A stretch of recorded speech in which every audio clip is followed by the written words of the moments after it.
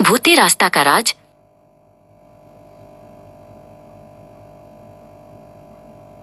गांव के किनारे एक रास्ता था जिसे सब भूतिया रास्ता कहते थे।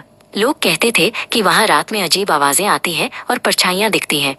लेकिन छोटी मेहका, जिसके दिल में हिम्मत और आंखों में चमक थी, हमेशा यूएस रास्ते के बारे में सोचती रहती थी। एक दिन मेहका ने फैसला किया, मैं जाऊंगी। उसने खुद से कहा, मैं देखूंगी कि क्या सच में वहां भूत है या कुछ और ही है। उसके बड़े बूढ़े ने यूज रोका, वहां मत जाना बेटी, वो रास्ता खतरनाक है। पर मेहका का मन पक्का था। सूरज ढल रहा था जब मेहका ने भूतिया रास्ता पर अपना पहला कदम रखा। पेड़ों की लंबी परछाइयां जमीन पर नाच रही थी और हवा में एक ठंडी सी सरसराहट थी। यूज थोड़ा डर लग रहा था, पर उसकी जिज्ञासा उसके डर से ज्यादा थी। जैसे ही वो आगे बढ़ी, अजीब आवाजें आने लगी। कभी पत्तों की सरसराहट, कभी दूर से किसी जानवर की आवाज।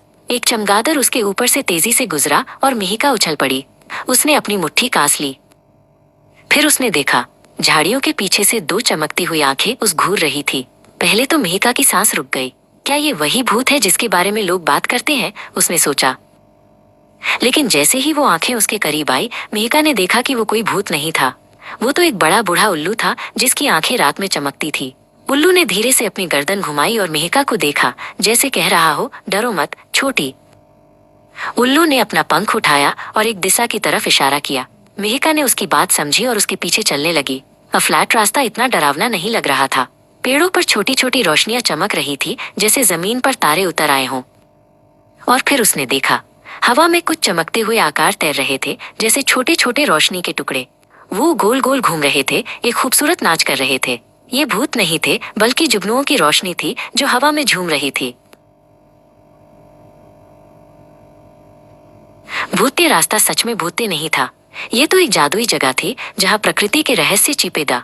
यहाँ पेड़ बात करते दा, हवा गाना गाती थी और हर रात जुगनू अपनी रोशनी से दुनिया को रोशन करते दा।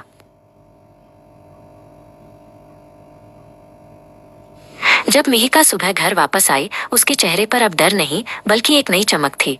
उसने एक राज जान लिया था। भूतिया रास्ता डरावना नहीं बल्कि सबसे खूबसूरत और जादुई रास्ता था, जहाँ उसने दोस्ती और जादू पाया था।